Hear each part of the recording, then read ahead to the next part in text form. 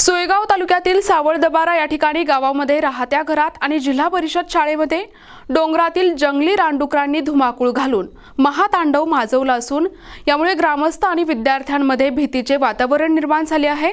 मात्र अजिंठा वनपरिक्षेत्र अधिकारी संतोष दोडके यांचं या गंभीर प्रकाराकडे दुर्लक्ष होत असून एवढा मोठा प्रकार होऊन देखील दोडके यांनी या ठिकाणी भेट देखील दिली नाही।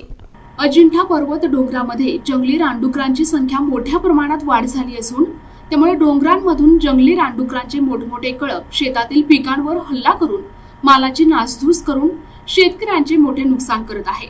हा प्रकार अनेक दिवसांपासून सुरू असून मात्र अजिंठा वनपरिक्षेत्र अधिकारी संतोष दोडके यांनी अद्याप या रानडुकरांचा कोणताही बंदोबस्त केला नाही।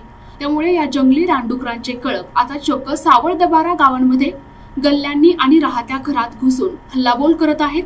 गावातील कुत्र्यांवर देखील तसेच लहान मुले ग्रामस्थांवर हल्ला करण्याच्या उद्देशाने संपूर्ण गावांमध्ये धुमाकूळ घातला होता, परंतु स्वतःचा जीव वाचवण्यासाठी महिला, ग्रामस्थ आणि छोटी मुले हे मोठ्या प्रमाणात धावपळ करत होते।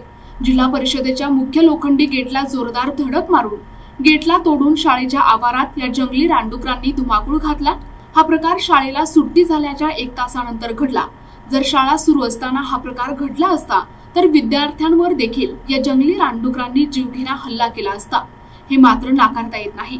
त्यामुळे ही दुर्घटना टळली आहे। एवढी मोठी दुर्घटना घडून देखील अजिंठा वन विभागाचे वनपरिक्षेत्र अधिकारी संतोष दोडके यांनी कोणतीही दखल घेतली नाही आणि घटनास्थळी साधी भेट देखील दिली नाही। हा संपूर्ण बेजबाबदारपणा दिसून येतोय।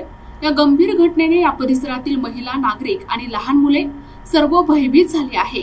तरी जंगली रानडुकरांचा लवकरात लवकर बंदोबस्त करावा अशी मागणी गावकऱ्यांकडून तसेच जिल्हा परिषद शाळेचे शालेय व्यवस्थापन समिती अध्यक्ष जाफर तडवी आणि मुख्याध्यापक विठ्ठल राठोड यांनी अजिंठा वन विभागाचे वनपरिक्षेत्र अधिकारी संतोष दोडके यांच्याकडे केली आहे। प्रतिनिधी जब्बार तडवी, NTV न्यूज मराठी, सोयगाव, छत्रपती संभाजीनगर।